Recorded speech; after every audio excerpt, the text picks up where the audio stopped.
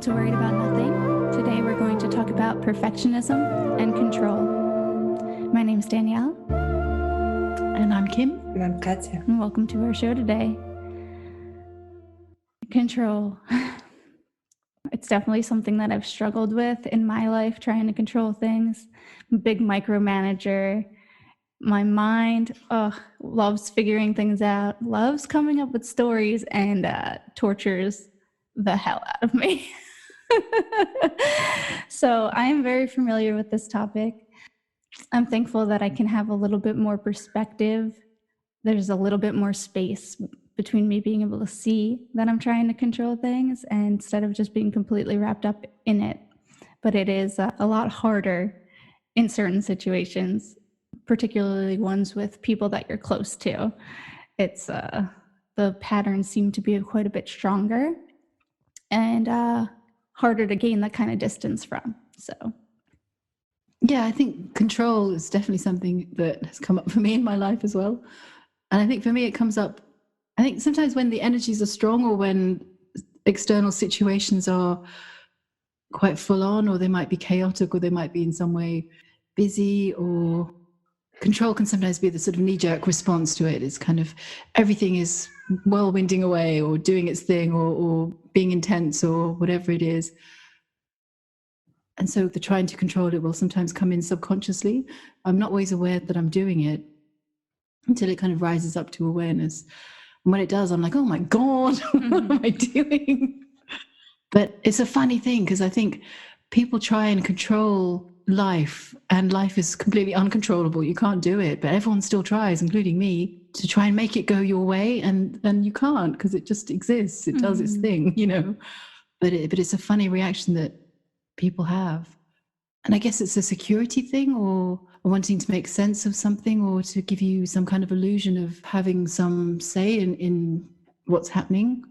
But it's interesting with control because, speaking for myself, if I'm trying to control something or control the outcome of something or how a situation is, there must be some element underneath that of thinking that the way it is wrong, or that I know better, or my way is better, if I'm trying to change it to be the way that I think is the best way.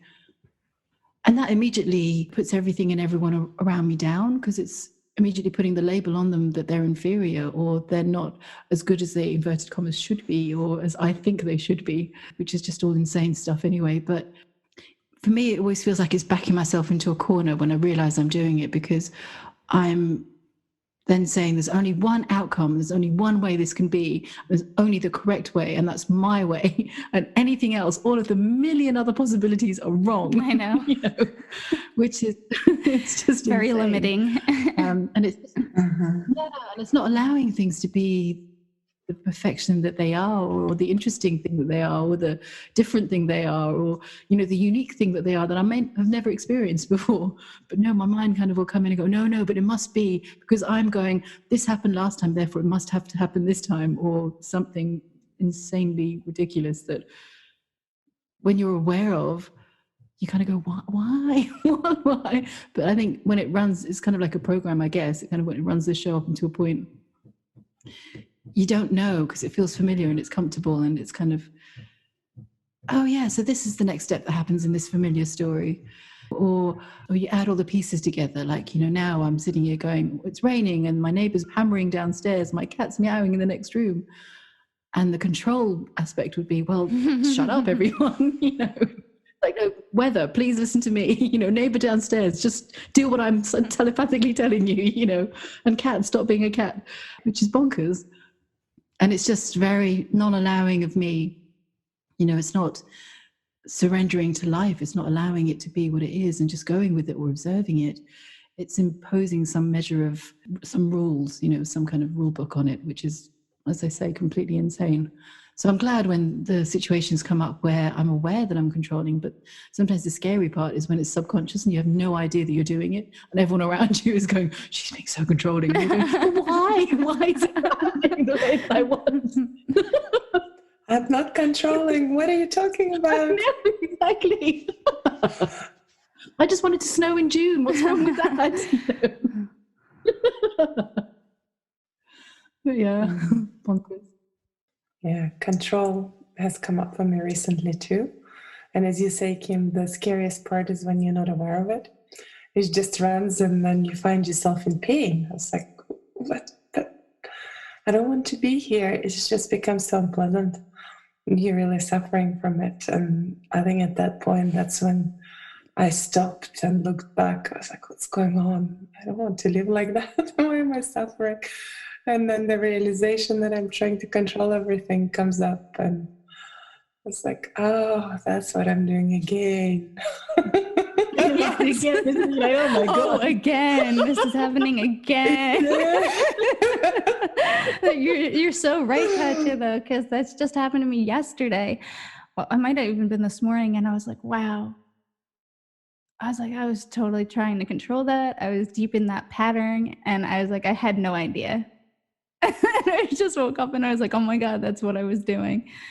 And that can be really frustrating, is only recognizing it after the fact. But I guess it's also an element of letting that go too, and saying, I don't have to control that. I feel like I should have recognized it sooner. Yeah, it's like trying to control your reaction to realizing you're trying to control. Yeah, I have control issues. Those perfectionistic tendencies. Must be perfect. If I'm perfect, then I don't know. I'm worthy of something, I guess. Love, maybe. I don't know. Or is it a fear of failure thing? Because I know I certainly have some perfectionism tendencies as well. And for me, when they come up, I feel like it's somehow it feels like if it's not perfect, I've failed or done something wrong, or I don't know, there's something around that, rather than being perfect and getting a prize or doing well. You know, it's kind of, it seems to be the opposite for me. But I think it's great that as we become more and more aware of our control issues as they come up, that we can spot them maybe quicker and quicker, or just be aware of them and not have the same reaction to them, like not trying to push away the fact that we are controlling, or I'm speaking for myself, I have my massive controlling moments. And instead of going, oh my God, trying to control my reaction to realizing I'm controlling and trying to control the fact that I'm controlling, just being able to kind of just take a bit more of a step back and go, okay, just let that go. And being able to realize that is a gift in itself, because years ago, I wouldn't even have seen that. You know, and Katya, like you were saying, sometimes it gets to the point where, you know, you're trying to control and you're more and more pain and you're suffering more and more and more, to the point where you're just in agony. And you don't realize until it's like, you know, the universe smacking you in your face going, just stop it. You know? Sometimes you're just like, oh no, but I have to hold on to this control while, you know, I'm bleeding on the pavement, which is bonkers. So I'm glad for myself that I'm starting to listen more to the suffering rather than just having it as a background noise. You know, it's like, I'm always suffering, I'm always bleeding.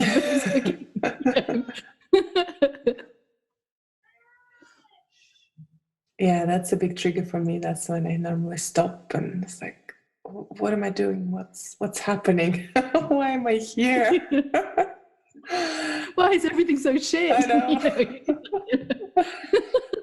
Particularly my reaction to whatever is happening. And why do I need to control that? What's so important in it for me? That's usually the question. Because as you say, you want to be perfect, or you have this familiar pattern and you think that you're doing the right thing.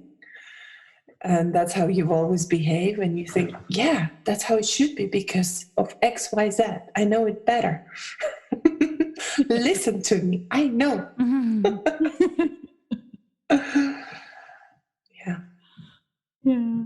And I guess it's also a comfort thing, though, isn't it? Because everything that's unknown can be a little bit scary. And if things don't follow the pattern, because I think as humans, we like to have patterns. We like to know that if you do A, B will happen, or, you know, B or C will happen. It's kind of nice and straightforward. Whereas if you do A and suddenly Z happens, you're like, oh my God, I haven't got to that part of the alphabet yet. You know? I'm still on D. Oh my God. And so I think it's that wanting to put things back into the pattern. It's like, no, go back into the B box, you know, as opposed to the Z box. Organizing everything in the mind, right? Yeah. Okay, this piece belongs to this corner and this to this corner. Yeah, exactly. It's like that bit of data doesn't compute, you know, it doesn't go with the rest of my file. So, yeah. Can lead to a really boring life, though. That's what I find when I get into too much control. I'm like, why do I even want this? Like, why do I even want to control this? Because then I'm going to know exactly what's going to happen, right? If A always leads to B, like, how boring does that sound? I don't know. But it's really good point, because when you try to control it, you try to be exactly according to the plan that you have in your head. So you're not allowing any other scenarios, which is really good point, because you already know from the history how it's going to go. So you want it to go exactly the same way. Yeah, it's comfortable, it's known, and it's familiar. Because I feel that sometimes for me, control covers things I don't want to look at, you know. So if something happens that I maybe subconsciously or semi-consciously am aware there's a reaction to, or it kind of touches something that I may not want to look at, it's not really conscious, but it's that feeling of, oh, there's a bit of a reaction that's, you know, a reaction. And so the control will come in, and it's like, well, I'll try and mold that to something that I can react to in a way that's familiar to me, that's safe. So I can just feel angry about that instead of feel scared, or I can not have to look at that big monster that's lurking under the stairs, you know, or that subconscious thing that's obviously rising to the surface for a reason that I'm pushing away because I don't want to look at, or I'm finding too scary, or I don't even want to open that can of worms kind of thing. So sometimes me, control can come up in that it's like, well, push that back down. And if I respond to that in a certain way and I make it happen in the way that I know that I react to, or in a way that, you know, is comfortable, then I don't have to look at it. It's fine. It can stay under the stairs for longer, you know, kind of thing. So for me, it's control is like I guess it's a knee-jerk reaction against fear or against something deeper coming up. That's not very well explained, but I think it's an interesting point. Because to me, at least what it sounded like is you're in a space of uncertainty because, you know, something might be happening that you're not really familiar with. And you try to project scenarios maybe from the past so then you can figure out how to react to it, because then you don't have to be in the space of not knowing how to react. So you're like, well, if this actually means this, then I can just be mad about it and then I don't have to think about it anymore. But in my recent experience, that doesn't work very well. Yeah. When you're making up your own reasons for why something's happening. And maybe it used to work, you know, maybe it used to work for me, but I'm telling you right now it doesn't, because then my mind's like, well, you don't know that that's actually what's going on. And it's just back to thinking about things all over again. So. And it kind of, yeah, thank you for translating. You're so good at translating my random thoughts. No, I'm glad that I was able to. Yeah. But I think also it's, let's say the control issue comes, let's say it's a reaction to somebody. Let's say somebody is acting in a certain way that has you responding in a way that you want to control the way that they are being in some way, you know. And for me, sometimes that can be an externalizing. So I'm trying to control the situation or control the way they are being, because I don't want to look at what is triggering in me. So instead of going, oh, you're being very arrogant, let me look at the arrogance in me, or look at how that's touching me. I'm like, no, I'm going to control the fact that you're arrogant and it's all about you, it's all about external, nothing to do with me whatsoever. You know, and I think sometimes that can be a bit of a subconscious response, because consciously if you're consciously aware of that, then you know, they wouldn't maybe have the same reaction. I'm not sure, I've never thought that through. But if it comes up subconsciously, you know, as a kind of knee-jerk reaction or a pushback, then that keeps yourself safe. It's like a shield, protecting shield. It keeps everything distant, rather than letting the chaos of everything, or the unknown, or the uncertainty experience of it all just kind of be. You're like, no, push it away, control it, put it in that box, you know, paint it blue, you know, whatever. But even what's happening collectively, it's probably affecting us too, because I'm also noticing that I want certain things to be certain way, because we're reading about, you know, how things are and they might not be as they seem they are.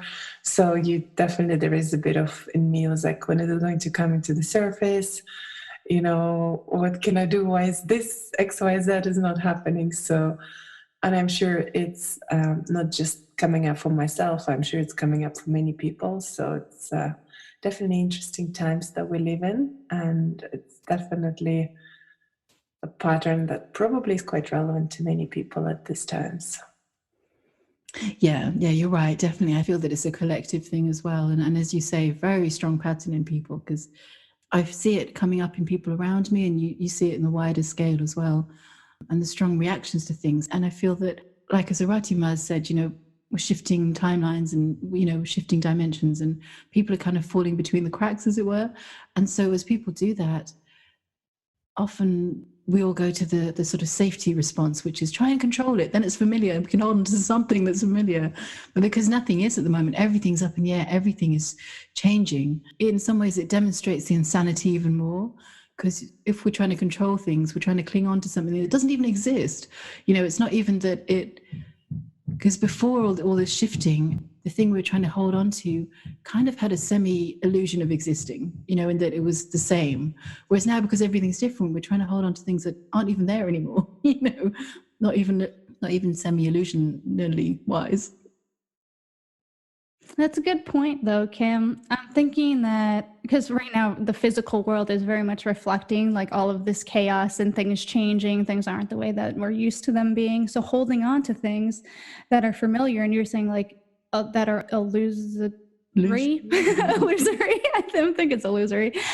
So like our patterns, our thought processes, the things that are familiar on the inside, I could see it wanting to cling to those even more, because it's like, well, I remember that I was this certain way. So, and it somehow maybe that gives us a sense of control, because then at least it's like, well, I might not know what's going on around me, but at least I know this about myself, or, something like that. So, yeah, the illusory part, holding on to things that are illusory, that makes sense to me.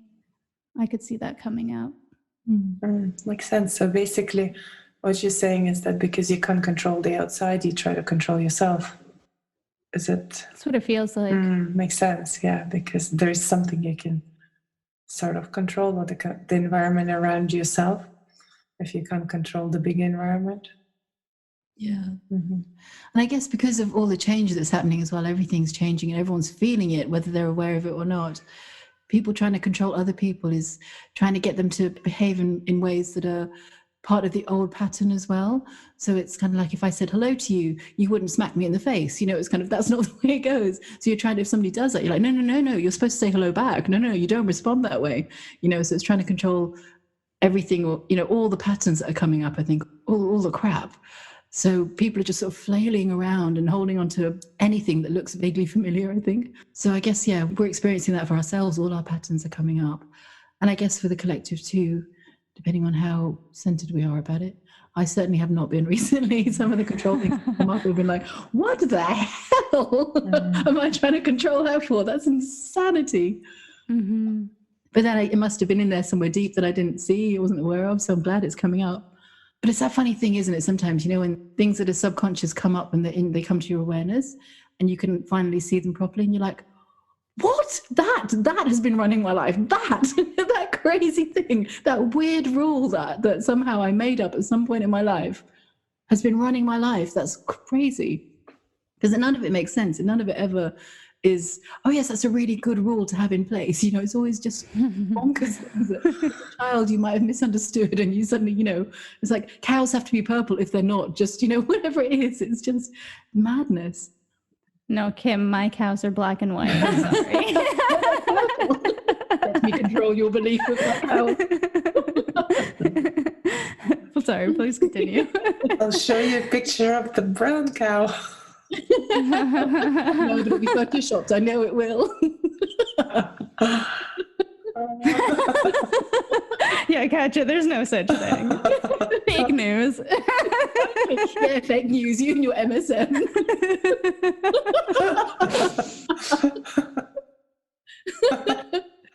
But it is that kind of insanity, though. It's like you have this idea that cows are purple. Nobody's going to convince you otherwise, And with the controlling as well, it has to be this way. I mean, I can't open my mind to anything different. No.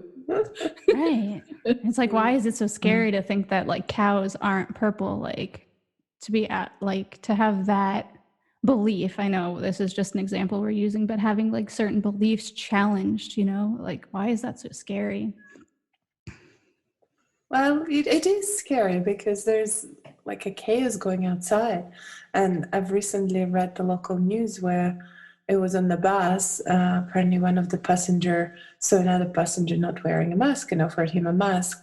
And the passenger without a mask didn't respond. So he said, do you have medical exemptions? And I don't know what's exactly the details. And then basically the passenger without mask hit the other one and they start fighting. So you can see that the people are really boiling in with what's happening, and certain reaction is certainly not as the way they would normally go, as you say friendly hello, or just it's going into more fight, because once you're boiling up, all this energy has to come out. So it's kind of interesting to see all of that craziness on the outside too. Especially with people with mental illnesses and things like that. So you can definitely see more weird reactions, and I guess uncontrolling reactions, the ones you cannot control. But I guess it's going back to your point, what you were saying, Danielle, and as you were saying, Katya, as well, that if your underlying beliefs are challenged, and the control issues that stem from those underlying beliefs, like cows are purple, if somebody tries to convince me that cows are black and white or brown, and there's a slight inkling that they might be right, it's like the entire foundation on which I based my entire belief about cows disintegrates. And if it's a belief that's, a lot more important than cows, not denigrating cows in any way, but, if it's like a foundational belief about yourself, whether it's I'm a good person or I'm whatever it is, if that starts to crumble, then everything you base your entire life on goes. Because if the foundation goes, then everything else falls away. So I feel that people can sometimes hold on to that because they don't want to let go of that foundational belief about themselves. Because if they realize they're not a good person, or they, whatever the belief might be, then they have to rewrite who they are, or they don't know who they are because they no longer have that stack of beliefs that are piled up on top of the one underlying one. And I think that's what people fight against, because it's terrifying for some people. And I'm sure it's terrifying for me as well. I keep saying some people, pushing them away again, controlling everything. But it can be terrifying to suddenly realize that everything you thought was completely wrong, or who you are or who you think you are is completely wrong or different, or the fact that you don't even exist, all of that, it's kind of, so it's fear. Control is a kind of fight against fear, I guess, a fear of the unknown. And I wanted to say welcome to our world, because isn't it what we're doing every time? We're getting our ego fully crushed, smashed, and we feel like we've been run over by a truck. And then we have to rebuild the new, more fluid ego, isn't it? So you don't want that to happen. And we've been there, and it's not very, very pleasant. Yeah, you feel like crap, but anyway. That's what we're doing on this journey. Yeah. But I guess for us, we're blessed and we're lucky because we know, in part or to some degree, we know what's happening because we've had the training, we've got the support of our Atima, we know that this is a process. But for people who aren't aware of what's happening, or maybe haven't had that kind of insightful wisdom, it must be absolutely insane making, because it's, speaking for myself, sometimes when you're really in it, and I know all that I've been taught, but it's like you completely forget it. you go through it going, what is happening? If it's a really up close and personal or really deep one, So to not have any idea, not even have that faint recollection of that this is what's happening, must be absolutely terrifying. And so I feel that people out there who are getting very aggro about various things, it's like, you must believe this, must believe that, whatever it is, and starting fights, it doesn't do any good, because it's just two people who are fearful fighting each other and trying to prove that they're not fearful, or trying to kind of crush the fear by crushing the other person. And, it's like a number of different spiritual teachers speak of. It's like, I guess the best thing to do is just be compassionate, and try and understand them, because people can react in very aggressive ways. I mean, I've had a few examples recently where, like, I posted something on Facebook and it was kind of innocuous. It wasn't one of my more charged posts or anything. It was just fairly innocuous. And this woman that I have no idea, I've never met her before, I've had no contact with her whatsoever, sent me a personal message saying, "You're so fucked up." And I was like, okay. mean, I'm assuming it's a reaction to that post because it's the only thing I did on Facebook that day. But it was like, wow, that's so unnecessarily reactive and aggressive. But I obviously touched something that you objected to incredibly strongly. And you see it in life as well, people kind of almost having heightened reactions to things. So if somebody has perfectionistic tendencies, it's like the perfectionism is really, really heightened. Or if somebody has an aggressive manner, that's even more heightened. It's like everything's coming to the surface. It's bringing it to a boil. It's like a pan boiling over. You know, all our stuff is going, woo! There's no hiding it now. I think things are loosening up too for people, is like that they might not be aware of it. So unconsciously, like kind of the patterns are loosening up a little bit. So then when people question it, I think there's this fear about I might be wrong, because if I'm wrong about this, what else am I wrong about? That kind of crumbling of a foundational idea. And I think that's where some of the reactiveness comes from, is that fear that that other person might be right. So there's already some sort of spark of doubt. But I think if we can be with that, whoever of us, you know, that comes up in, like, and you actually just give it like a minute and let the emotions dissipate, you can kind of realize that there's an opening for a choice for deeper truth. Because either your truth will deepen and you'll say, no, this is what I know. And that'll be from more of a neutral place instead of like an angry place being like, no, this is what I know. Or you can say, oh, well, and kind of realize I don't really know why I think this, and kind of let it go. At least that's what I'm hoping can happen, instead of all of this boiling and, you know, throwing anger and hate back and forth at each other. I see, Danielle, you're coming more from a place of neutrality, and some training that we did with Aratima. A lot of people, they would just default back to the mind and say, oh, this is what I know, and this is how it's supposed to be, and this is only has to follow according to X, Y, that. And this is what I've seen personally. And people are not willing to consider, certainly the ones I've seen, that there might be a possibility of why, or if there is one, they're not willing to accept it. Mm-hmm. Yeah, no, holding on even tighter, absolutely. Yeah. But I think because of the training that we've had, I mean, God, we're so fortunate. I'm so even more grateful that I'm doing this course. Not that I thought I could be more grateful, but it seems to be increasing. Just because in these crazy times, just to have had the training that we've had makes such a difference. Like you were saying, Danielle, just being able to fall back into neutrality, or just taking a step back and looking at it and seeing it for the insanity it is. You know, whereas once upon a time, there's no way that I would have done. I'd been really carried away with it and maybe, you know, reacting and whatever. I feel that part of the training we have had and continue to have is also the gift of not judging it. You know, I feel that sometimes that can be such a big part of the control issue, or the control story as well. Is if you see, even if you don't see the control, there's a huge amount of judgment that goes along with it, you know, of yourself and of others, or of the situation. And then if you do see it, there's a huge amount of judgment that comes in there as well. Whereas with the training that we have with Aratima, and it doesn't, I'm not saying it always happens for me this way, but, you know, the times that it does, where I can see the control that I wasn't aware of, I can not judge it at all and just let it pass through. It's like it kind of snaps, and that the dam or whatever it is broken, and things can then pass through, and everything that the control was holding back then just passes through, and it just releases. And I don't necessarily need to know fully consciously what it is, but I know that there's something that's releasing. And when that happens, that's great, because then I know I have that awareness that that particular type of control in that particular situation is gone, or that is broken, you know. So yeah, we're very fortunate. We're so lucky. The same situation and the same kind of control coming up so many times that, you know, the moment I think, okay, I think I've dealt with it, the pattern is over, and then it comes back again. It's crazy. It's like it goes, no, you haven't. No. I know. I know. I guess I experience that as well.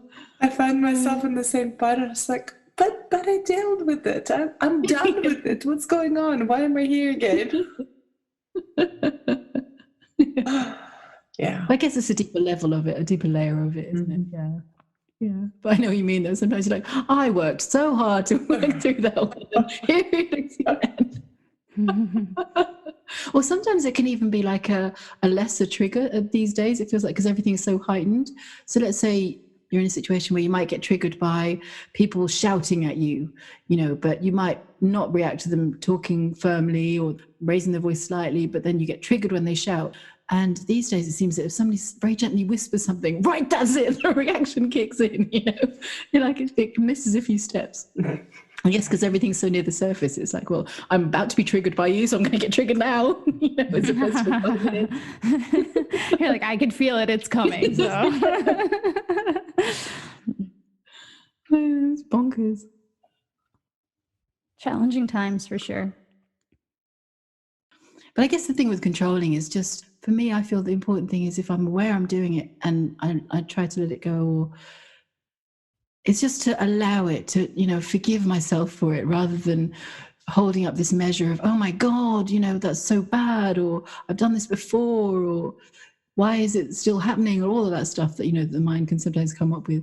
I'm finding that because it seems to be coming up a fair bit at the moment, it's just not dwelling on it. So instead of holding on to it and trying to dissect it afterwards, or trying to work it out, or trying to work out how not to do it again, or any of those things the mind can do, it's just going, okay, it happened. It will probably happen again, and it will just happen, and then it will probably happen again, and just let it happen. It's fine, and try not to waste energy on any of the things that attach to it, the judgment, or the working out, or the self-flagellation, or the apologeticness, or all of that. I'm feeling that at the moment, if I'm aware of it happening, I'm apologizing for it, but I'm not continuing to apologize for it for days to come. It's kind of like, well, I've apologized for it, and I'm sorry to say that it might happen again. I don't want it to, but it might.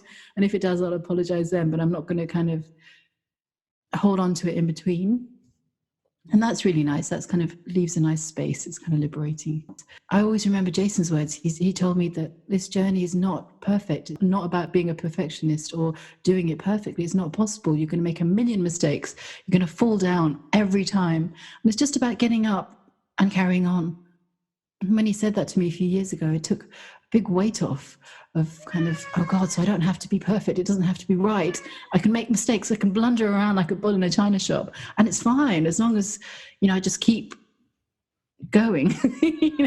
So if I try and control things and fail and realize and then let it go, and then control things and fail and realize and let it go, that will happen, and it's fine. There's no measure of, I must not be a controlling person on this date in October 2020. I'm supposed to be here. Well, that was the last day I ever controlled anything. Exactly. Miraculously stopped because I put it in my mind. Yeah, right, because I put it in my mind. It was going to be that way, so it was. Yeah. Well, from the recent situation that I had with the control issue that came up, I did have those thoughts, oh, why is this still coming up? A little bit of beating myself up. But the most important thing, I didn't really do it for too long, but the most important thing was the fact that it was such a release. I remember I started crying just with a realization that I was controlling. And it was just such, you fall into that freedom. Just realizing this is what I was doing, and just being with that, as Danielle said before. And it's just so beautiful when that moment happens. It's such a release for sure. Yeah, absolutely. When you clearly see it and you feel it and you're aware of it, it's like, oh God, thank you. Yeah. I feel like allowing that to happen is the important part of it all. So whatever happens, whatever arises or moves through us, whatever conscious or unconscious patterns or whatever it is, it's that moment of seeing it and allowing it to be, instead of pushing it away, that dissolves it or shifts it or does something. Because for me, it feels like that's finally the moment of being in truth. Because everything else is a lie, everything else is a manipulation. Like if I'm trying to control things or trying to push away the fact that I'm controlling, or not even admitting that I'm controlling, let's say, talking about controlling, and now the word has lost all meaning, when you say a word too. But it's that moment of seeing it, and it's that stark clarity of feeling that you're doing it, knowing you're doing it, seeing it and going, yeah, that's what I was doing. And you let it go and you go, oh, now I'm back in truth. And it's just, And it's just returning. It's always returning. Or just remembering, I guess, is maybe the better way of saying it. That the truth is what it is. And it's all about uncovering or moving all the veils, that are covering it up from your eyes at that moment. So. The image that I had in my mind was the heavy chains that were binding you, and at that moment they kind of fall down, and the heavy weight fell down, and it's so much lighter. Yeah, it's kind of like the only reason they have any tension on you is because you're pushing against them, but as soon as you just like release your tension, they just drop to the floor. Yeah. And you realize you're the one that's holding them up. You kind of Yeah. Why was I doing that? Oh my God. Torturing ourselves. Yeah. I think we're all very good at doing that. Yeah, I know, right? What is that? It's like we make up these more and more sophisticated ways of torturing ourselves. They get more and more complex. Well, I think they just come from different angles, right? So you might have worked one angle, then it coming from a different angle, so it's more sophisticated, and then you have to figure out that one. Yeah. Mm-hmm. Yeah, it is. It's like it's adding to the story. It's like, that game where you write a name and then you pass it to somebody else, and then you write an action and you pass it to somebody else, and they write, a place or something like that. It's like that's what happens. Instead of, when you're the first time, you just have the name. That's fine. You realize the name. But by the time the story's gone round and round and round, you're unfolding this massive long parchment of different crap that you've added on top, or the story you've added on top. Thank you for listening to our show today. We talked about control and perfectionism. Is there any areas in your life that you tend to control?